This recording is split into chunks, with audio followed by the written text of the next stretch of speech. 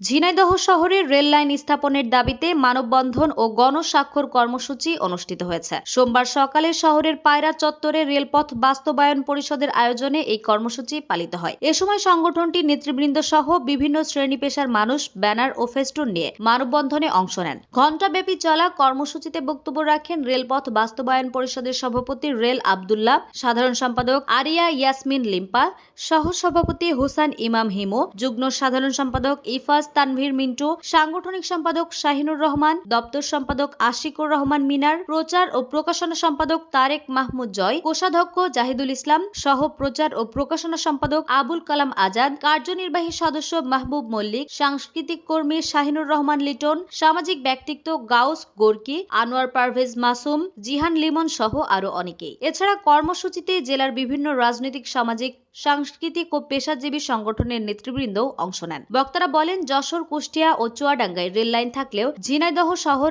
এখনো রেল সংযোগ থেকে বঞ্চিত। তারা মাগুরা থেকে ঝিনাইদহ শহর হয়ে কুষ্টিয়া বা চুয়াডাঙ্গা পর্যন্ত রেল লাইন সম্প্রসারণের দাবি জানান। বক্তারা আরো বলেন, এই রেলপথ বাস্তবায়িত হলে এই অঞ্চলের মানুষের বহুল প্রত্যাশিত যোগাযোগ ও অর্থনৈতিক উন্নয়ন নিশ্চিত হবে। ডেস্ক রিপোর্ট, দৈনিক রানার।